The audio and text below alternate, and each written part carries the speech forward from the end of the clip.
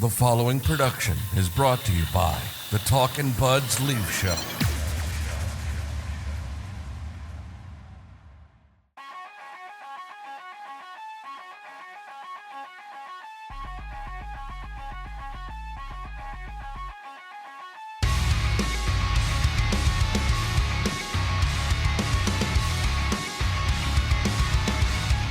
Talkin' Buds Leaf Show.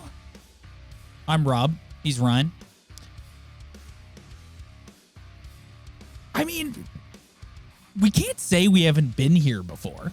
Like, we can't say that we're in uncharted territory right now. Like, we know this is pretty similar to how they started the season last year. Leaf Twitter is at war with one another. I have some examples of the two sides that I'm going to read to you at some point during this podcast, but where are you at?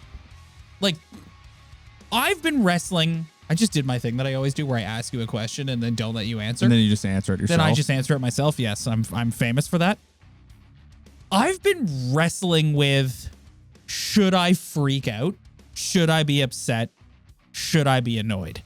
So once again, I ask you, where are you at?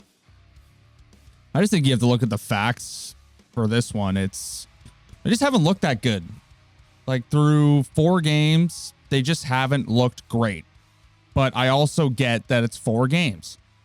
I mean, they could go on a streak over the next week, and then this is all in the rearview mirror, and we don't even remember it. But here's what I know. The team overall, the top players, excluding a couple, the bottom 6, like, just overall, other than the penalty kill, I guess, they just haven't looked that good. So that's what I've seen. And some people are going to go hard on it and be like, this team looks awful. And then there's the other side where it's going to be, it's relax. only 4 games. Yeah. So relax. And I sit somewhere in the middle in that, more kind of on the negative side because of the stuff that's gone down over the past couple of years. But they just haven't looked that good. Simple as that. Last week, we had a philosophical discussion where it got really, like, deep about our thoughts and our feelings. I just want someone to answer this question. I read everyone's takes. I listen to the radio shows. I listen to podcasts. And I've yet to hear someone give me a good answer for this. Why do they do what they do?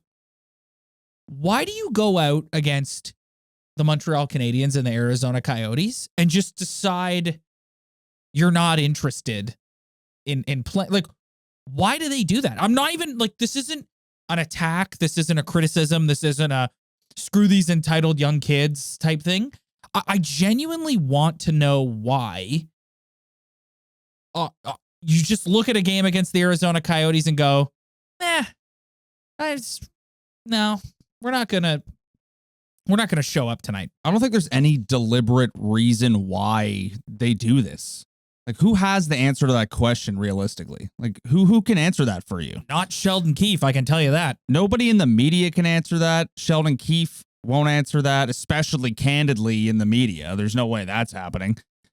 Can the general manager describe it? No. It's just, I kind of said it last week. It's just these mix of players go through these types of games, and it's pretty obvious that this is just what happens. The odd game in the regular season and in the playoffs. It just happens. Like, that's it. It's just these mix of dudes create this environment where sometimes they go out and they score 6 goals and they look like the most dominant puck possession rushing hockey team in the NHL, and then they go out the next night and they can't skate. They're behind the play. They can't win a battle. They're on the perimeter. They're passing the puck out of their O-zone. Like, they broke the Coyotes out of their zone 4 times just for overpassing. Like, it's just, what are you doing?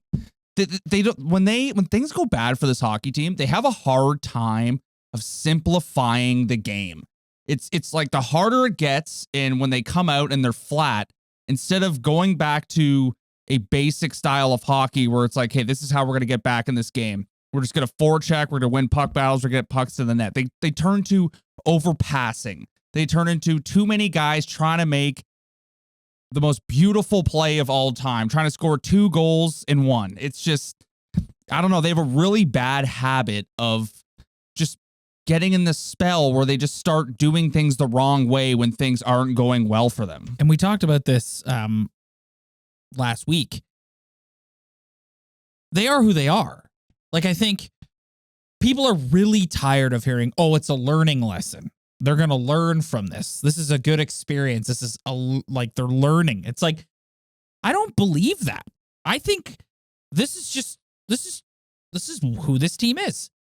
That when they fall, it's a collection of extremely talented hockey players who have gone through life being extremely talented hockey players. And when they come up against some adversity, what have I said about this team forever? That when you close up the middle of the ice and you push them to the perimeter and you push them to the outside, they don't know how to play hockey anymore. Like, they really struggle. If they don't have time to create, it's a huge struggle for them. And you're seeing that again 4 games in, and there's a lot of people in this fan base, dude, who have just like had enough with the we're not showing up tonight. And to be only 4 games in and to have 2 of those 4 games be, nah, we don't have it tonight. It's wearing on people. I don't think they're the only team in the NHL that doesn't show up every night, though. I think every team in this league has those nights. It's just, this is the team we watch. This is the market we live in. And plus you add on all the previously awful experiences that like makes it worse. It's combustible at that point. It's and you combine that with the fact that losing games to the Arizona Coyotes and the Montreal Canadiens and the Buffalo Sabres and those types of teams. Yeah, especially, it seems like when they do have these efforts, it's against teams that are supposed to be teams that they can handle, and a team that you look at and be like, hey, if we go out and play our game, this should be 2 points for us. Well, and they could have finished at the top of their division last year and maybe not have played the Tampa Bay Lightning in the first round, but losing games to the Arizona Coyotes is what put them there. Well, I mean, I don't think, you mean they haven't beaten the Arizona Coyotes in 20 years in regulation. True. So this goes back, but it's not just the Coyotes. It is the Buffalo Sabres. That's another team where every time they play them, it's not good. I genuinely want to know why this happens. I don't think there's an answer.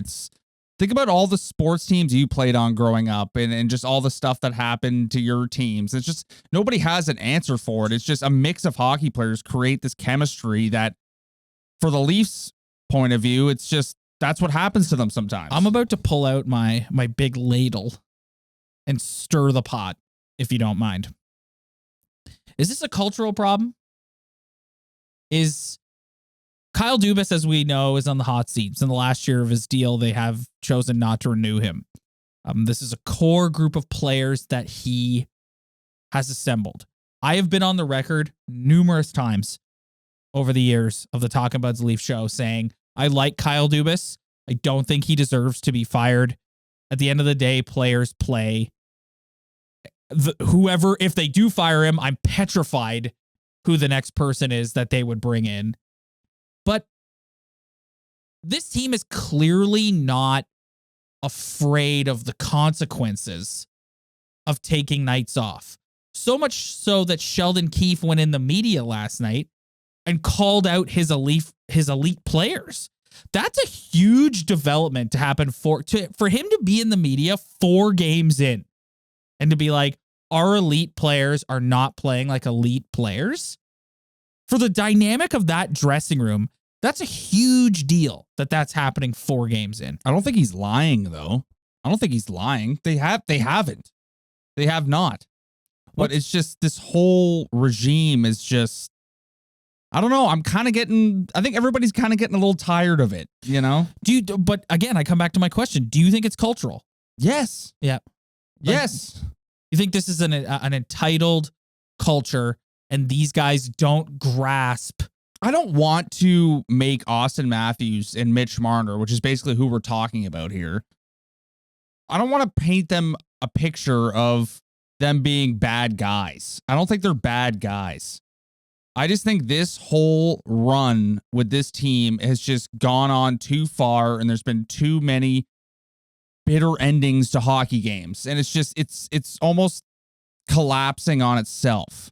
I mean, they could go out and win the next 7 games in a row, and this is in the rearview mirror. But to me, it's Sheldon Keefe's been the coach of the Leafs for what? This is his 3rd season? He's technically yes, it's his 3rd season, but he's technically only had one full year. And that's why, like, you're reading I saw a few takes this morning that was like, Sheldon Keefe needs to be on the hottest of seats. It's like, that's baloney. Sheldon Keefe has had 1 full season as head coach of this team, and they set a record for regular season points, a franchise record. And do I think that that some Leaf players kind of roll their eyes at Sheldon Keefe? Like, yeah, it kind of seems like it's that way.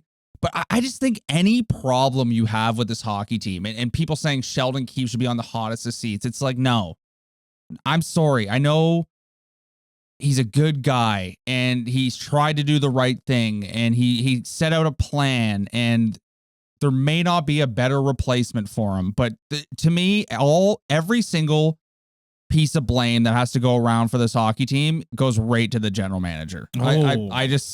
I'm sorry. It's just, that's what it is. He's created this whole team, this whole culture. This is the Kyle Dubas culture. When Lou Lamoriello came in here, not saying I'm bring Lou back or I'm a big Lou stan. It's just when he came in, he created his own culture, and you felt that immediately. And then when that left, Kyle came in, and it was pretty clear at that point that Shanny and the whole organization were running with Kyle Dubas culture. And 5-6 years later, it hasn't worked. It just hasn't worked. Simple as that. What do you Not saying he did a bad job or he's a bad guy. It's just as simple as saying this has not worked. And this is his coach he's brought in. So to me, they're just tied at the hip. Like, if one goes, the other goes. Like, to me, one's not going without the other one. Speaking of Kyle Dubas culture, what do you think of this? It's been heavily speculated on sports radio in this city that Sheldon Keefe wanted Nick Robertson on the opening night lineup, but was told no due to the cap situation. And that's why Dennis Malgin has been the second line center and has 1 shot through 4 games. Like, I'm ready to end the Dennis Malgin experiment. The guy's not an NHL hockey player. Why can't they put a guy they want on their roster because of the salary cap? Because they're paying. Because of the general manager. Yes. And his decisions over the past couple seasons. Yes. Watching Jake Muzzin play second pair minutes with his contract is painful. Yeah, well, and having your top players, no matter how good they are, take up so much space that a guy, your best prospect that you want to put in the lineup to give a chance to flourish, to make your team better. If that's the case, because of the salary cap, you can't do that. To me, that I'm looking at one guy and one guy only. You've created this situation. We'll touch on Muzzin in a minute, but I don't think you're going to be seeing him again for quite a while. I wanted to give you a pulse on what's going on with Leafs Nation right now. I know that out of the two of us, I'm the one who's heavily on Twitter. You kind of stay off. It is a cesspool. There's no 2 ways about it. I just don't know how to filter through tweets. It's a lot. So I'm going to read a couple tweets. I'm not going to say who tweeted them because, as I mentioned earlier, Twitter is already a cesspool of negativity and attacking. So we're not going to name these people by name. They're just 2 opposing takes, and I thought they would be good conversation topics. The first tweet says, this is on Keefe calling out the elite players. Keefe's elite comments grabbed headlines, but this answer is really the talking point for me.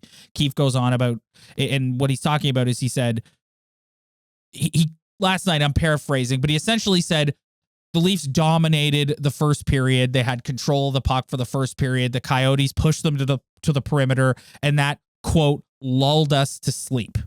So that's what he's referring to here. He says Keefe's elite comments grabbed headlines, but this answer is really the talking point for me. They consistently struggle versus bad teams, and in the playoffs, as teams just pack the house as the Leafs hold the puck around the perimeter instead of paying the price and getting inside the house. Couldn't agree more. Couldn't agree more. That guy just nailed it right on the head. Yes. And it kind of alluded to what I was saying earlier. Just when they're on the perimeter and they cannot attack, what do? They start trying to make a million passes to set up the perfect shot that isn't there. Instead of putting pucks on net, getting to the net, forechecking hard, trying to win puck battles, and doing everything you can to get to the net. That is exactly. I agree with that 100%. Is it an unwillingness to pay the price? This team has been criticized forever about being soft and the toughness. I've gone on my rant a million times about how if they don't have the space to create, they don't know how to play. Rob, I think at this point, it's not unwillingness. It's unable. I think they're unable to pay the price. I don't think it's possible for them to learn how to pay the price. Why are they unable? Like, are they, is it fear? Who's going to do it? Fear? Who's going to do it? Who's going to do it? What player on this team is going to do it? But why are you're all grown ass men. Like why are you afraid? I don't know. Like I can't answer that. Like is it that like what's the worst that could happen? Here, yeah, again, I don't want to sit here and insinuate that I don't like doing this. For the record, like I don't like going down the road of like your uncle who hates William Nylander. Yeah. Because he's soft. Like, I don't like going down that road. I mean, we always kind of do, though. But it's in front of your eyes. I know. Like, the Arizona Coyotes are a glorified American Hockey League team, and they rolled into Scotiabank Arena and were like, we're just going to take away the middle of the ice, or the house, as this person called it. And the Leafs, they're like, well, we can't go in the middle. Well, we might get hit. And even though they didn't really get that many shots or didn't dominate offensive possession, their goals and all their high danger chances were guys in front of the net attacking the front of the net while three Leafs were below the goal line looking like complete idiots. Like, it's just, I don't know, man. There's no answer. Can I read you a response to this tweet? Yeah. You may get up and leave the room. Yeah. Okay. Here we go.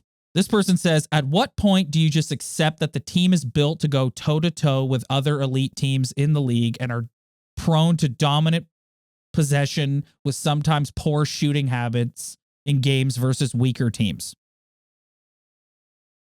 I say, look what's happened in the playoffs the past 6 years, buddy.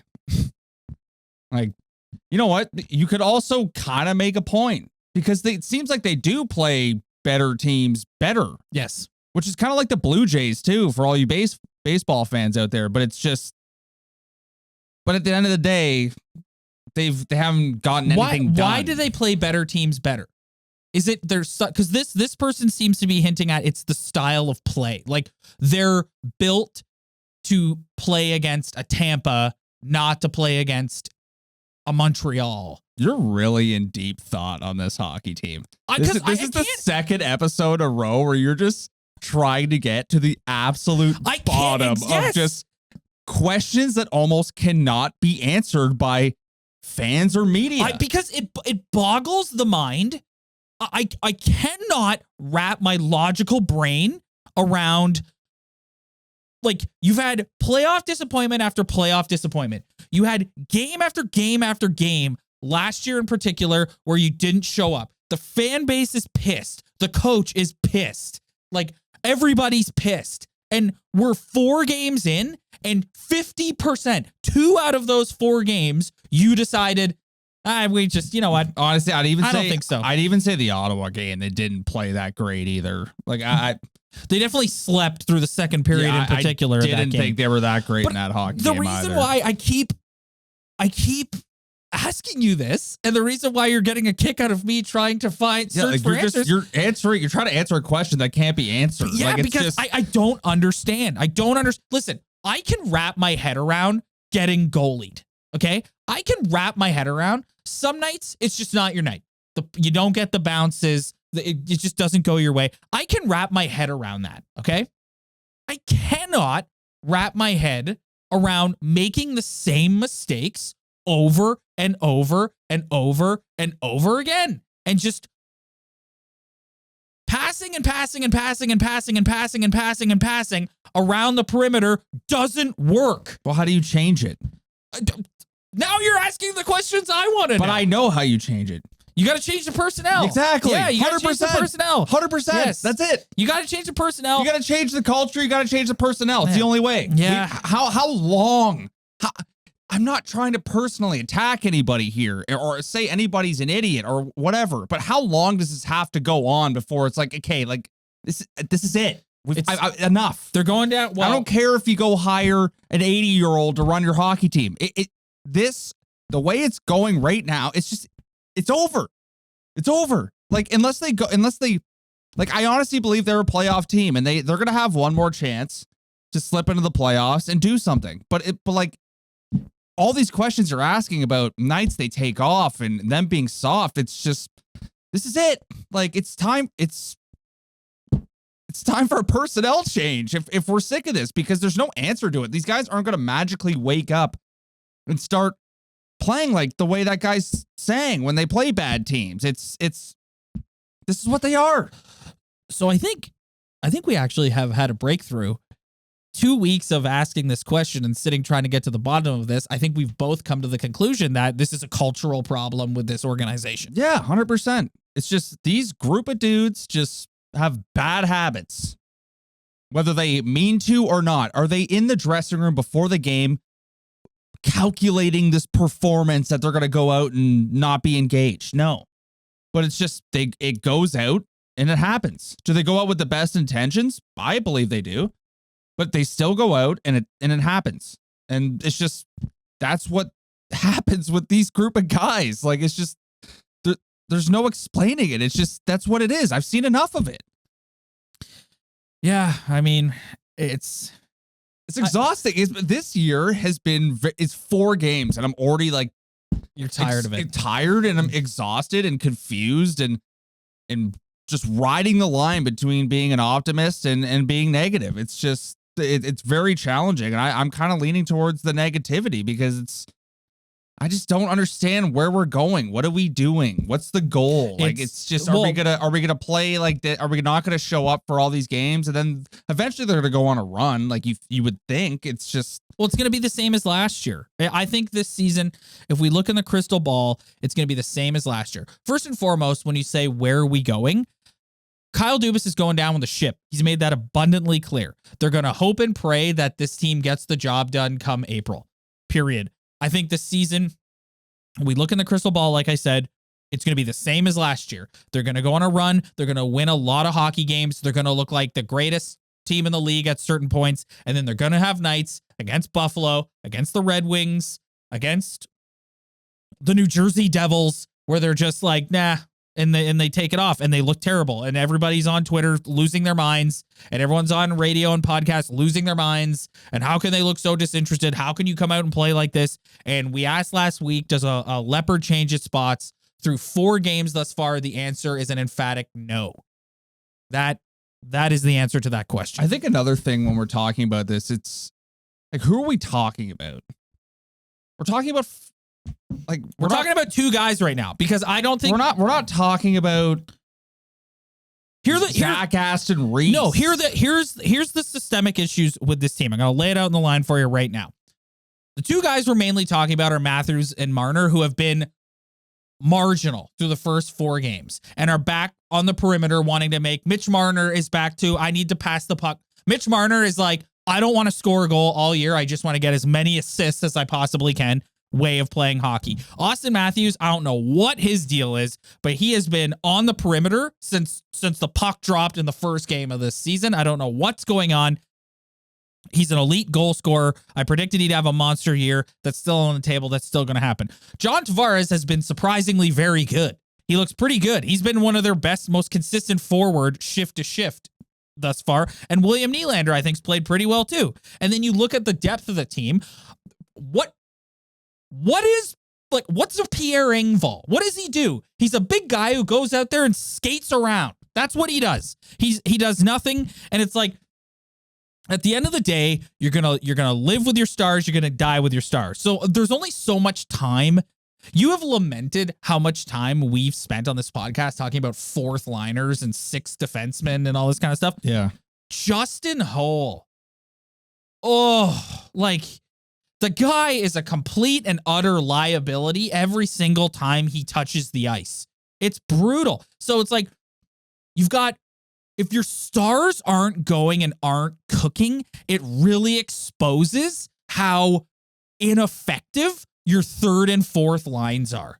That's a great point. Yes. It's Auston Matthews has not had many high danger opportunities. I'm sure some guy who's an analytical hockey fan would have some sort of my God, to shove that up my ass. Don't even get me started on the Pokemon collectors. I've seen Auston Matthews dominate hockey games, and that guy he's been off. Am I gonna just chirp him and say he's a awful? Like, no, like he's gonna figure it out. Like he's gonna score 40 goals this year no matter what. But it's just him and Marner look just like they're still in preseason. Yes, in a way. yeah, they look like they haven't switched the gear up. And again, I'm not worried about those guys. But what I am saying is the team is constructed in such a way. No, I agree. That, I know what that you're when saying.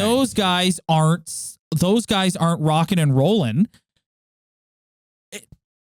You're right. It exposes how useless Pierre Engvall is. Dude, this team, we probably wouldn't be as upset as we are. I won't say the word upset, but we wouldn't be talking so kind of negative in a negative tone if Auston Matthews has looked like Auston Matthews and potted a couple goals this year, because it'd probably be a different result in some of these hockey games. Yes. So it's just, and also, like, listen, I try and keep an open mind, and like, I don't want to be like I said, I don't want to be the guy who comes on here and is like, all these young entitled kids. But man, like, there's like some of these Pokemon collectors, man, like you go on Twitter and it's like they're 2-2, but if you look at these metrics, they're actually 4-0, and it's like, no, they're not. They're 2-2. Yeah, I don't know, man. I don't know what. I just don't understand these people who are so optimistic, especially with numbers. Like I get the idea. What?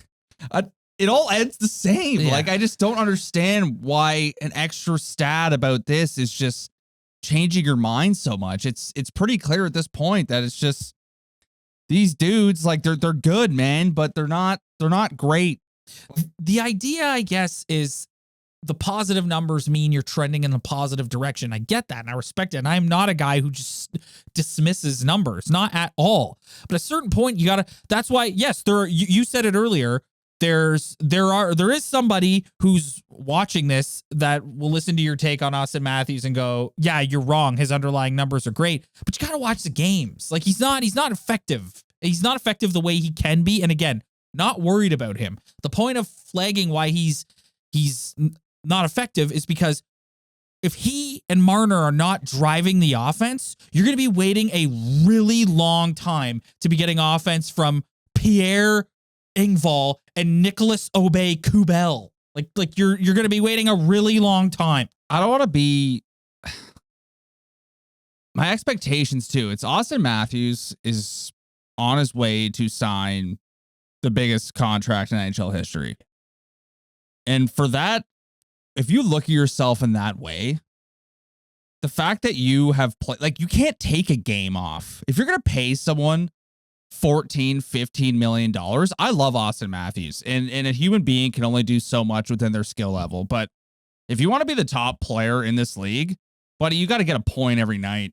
You got to score a goal every 2 games. Like, it's just almost every, like, I just don't think my expectations for him are high. I know it's early in the season, but if you're on your way to sign the biggest deal in NHL history, you can't take a night off. You got to produce every single night, which is why Connor McDavid has 130 points at the end of every season. Well, and it's just like I don't want to cut him too much of a break. Like I don't want to be hard on him because he's Auston Matthews, and if he left this team, I don't know what I would do. This podcast is over. Yeah, it's the worst ever. But at the same time, I don't want to cut this guy too much slack. It's like, dude, if you're this guy and you want to be this guy, you got to show up every night and do something.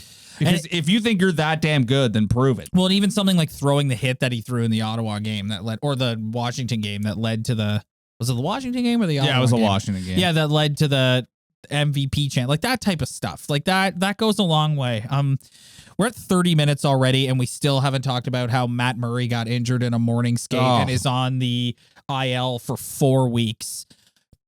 DJ Smith, it was funny. It was funny watching him. He basically, like, they asked him before the game to comment on Matt Murray and his tenure as a Leaf. And he basically was like, I mean, the guy was never healthy. Yeah. Like, he was never healthy. And now he's here, and how do you get hurt in a morning skate? And like, he's seen doctors, and they've told him he's got to sit out for 4 weeks. So it's not a matter of like him faking. I've heard some people like question that because he's just been hurt. 7th trip to the IL in like the last 2-3 years or something. I mean, there's been athletes in every sport that have kind of walked the same line. Some dudes are just, look at Jake Muzzin.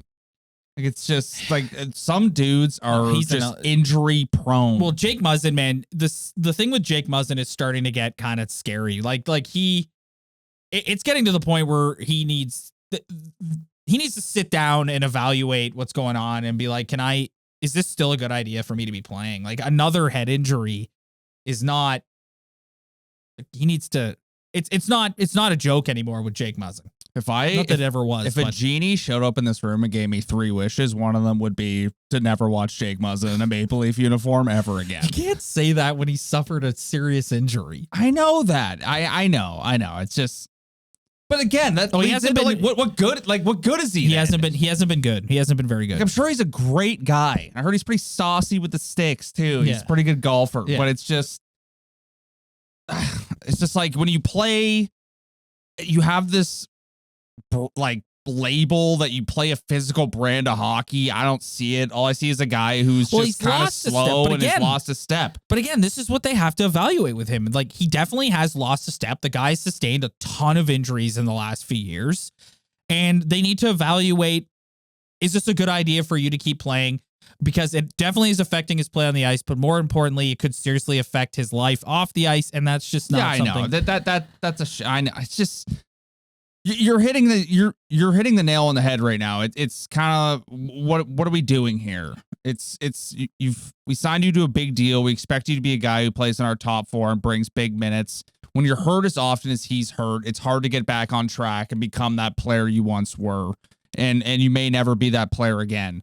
So when he's in the lineup, you expect more out of him, but maybe he just can't give that anymore because he's a guy who has suffered a lot of injuries. And when you suffer that many injuries and you recover that many times and your body has just kind of taken a toll, it's too much to put on a guy. And then if he is injured, then it's just like, what good is he really? Like, it's like, I wish the guy all the best. I hope he gets better. I hope he's healthy, but he's kind of at a point right now where he's considered a top 4 guy, but he's not that guy.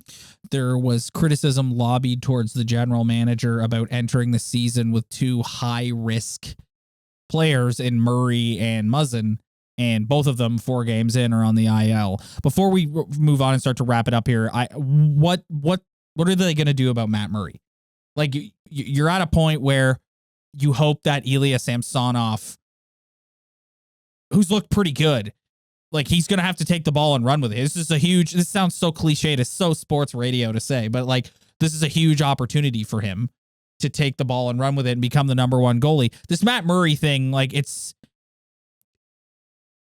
if I was a player and I was in that room and this guy kept getting hurt after 5 minutes, it would bug me. Like, after a while, I would be like, 100%. Yeah. And like, after a while, I'd be like, what's your issue, man? Like, why, what is your problem? I think every Maple Leaf fan knew, whether it was a game or 10 games or 20 games, that this was going to happen, which is why everybody was kind of like, I'm kind of excited to see what Samsonov's going to look like, because you knew he was going to get this opportunity. It's just kind of eye rolling that it's one start into Matt Murray's career and he's already injured. But I mean, last year, Peter Mrazek got injured right off the bat. Jack Campbell got injured. I think Ilya Samsonov has looked pretty good so far. What I like about him is when there's a scramble in front of the net, he's a big dude who just holds his spot and doesn't overreact. The thing I don't like about him is he has a bit of a bad habit of letting pucks go through his arm and his body so far. But you know what? I think he's been pretty good so far. Has been great, but I mean, he's let 2 goals in his 2 starts. Their 2 W's are with him in the net. So, well, we're trending to have this conversation right now. So let's do it. Back by popular demand. We've had people who have been with us since day one who have said, "Where did this go? Where did this go? Bring it back! Bring it back! Bring it back!" Like 3-4 years in the making. It's been at least 2 years since we've done our last edition of Who's a Bum, Who's a Beauty. It's time to find out who's a bum and who's a beauty. Take it away, buds. That's right. Who's a bum? Who's a beauty? It's been a hot minute. I'm going to start with my bum of the week. We already know who I'm going to pick. Justin Holl. He's awful. I don't know what the hell happened to this guy. Do you remember during COVID in the All-Canadian division when him and Muzzin were going out and literally shutting down Connor McDavid? And since then, he has just not been very good. He's the new Marty Marincin. He's the new kind of Jake Gardner, Marty Marincin kind of scapegoat type of hockey player. He is, but he's terrible. The giveaway at the end of your team battles back to tie the game against the Arizona Coyotes. You've got a year and a half to get that puck out of the zone. You feather it on the tape to the Coyote player who ended up scoring. Terrible. And that's him and Muzzin have both given away a brutal pass to lose a hockey game. So, Justin Holl, you are my bum of the week. Congratulations. Ryan, bum of the week is Nicholas Aube-Kubel. This guy sucks. Like, I hate to say it. This guy sucks. We talked about it earlier. Nick Robertson isn't in this lineup, maybe for salary cap reasons, but the fact that I have to watch the Leafs top prospect be on the sidelines because we could have Nick Aube-Kubel in the lineup. Like, this sucks, man. The guy sucks. That line sucks. The fourth line's been awful. Well, it was Wayne Simmons. It was Wayne Simmons who you were like, I know.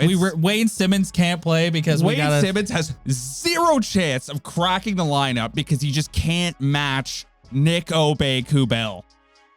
This guy's like, come on. Like, it's just like, there's been a lot of criticism thrown at the way the Leafs have constructed their fourth line over the past couple of years.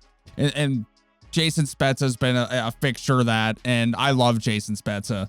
And I really miss Jason Spezza because I have to watch Nick Aube-Kubel play hockey. It's just, I'm not ready to go after the top guys yet in this segment. Let's just say that. Like, you could go after Mitch or Auston, but you know what? We'll give them a little leash. But this guy, a new guy coming in who took other guys' spots to make this hockey team, like, guy's taking a couple penalties. Well, I've told you. I don't know if I've said it on the show, but I've told you that I'm friends with someone who is a Colorado Avalanche fan, and when the Leafs picked up Nicholas Aube-Kubel, he goes, the Avalanche just won the Stanley Cup, but if there's one guy that no one is upset seeing walk out the door, it's Nicholas Aube-Kubel, which is why he probably isn't on the Colorado Avalanche anymore.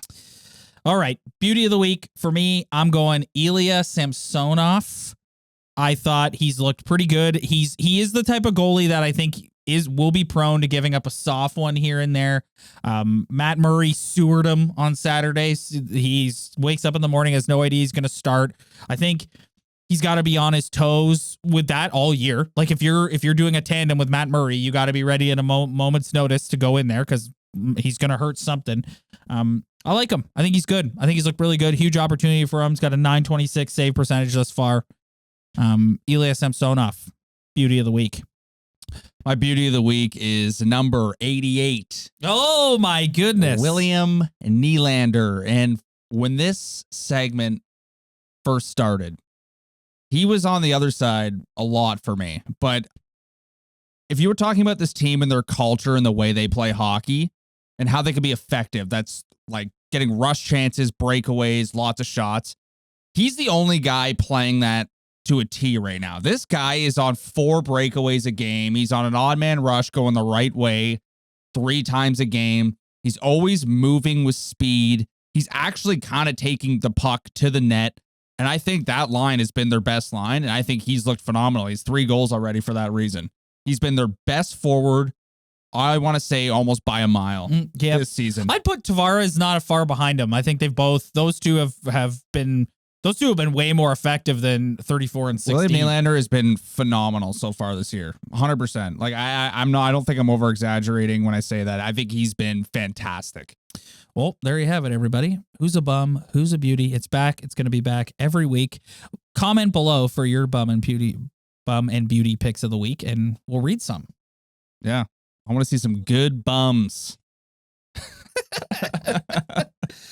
Okay, that's the cue to get the hell out of here. Thanks so much for watching this week, everybody. If you like what you see, hit that like and subscribe button below.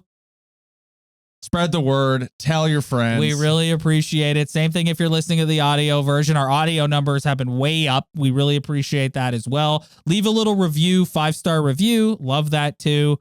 Hit the subscribe button. Like, can't say it enough. We get so many comments of people being like, how do you only have 600 subs? It's like, guys, spread the word. Tell your friends. That's all we can do. Who knows when we reconvene later this week what the temperature around this hockey team will be. Feverish. Feverish indeed. See you next time, guys.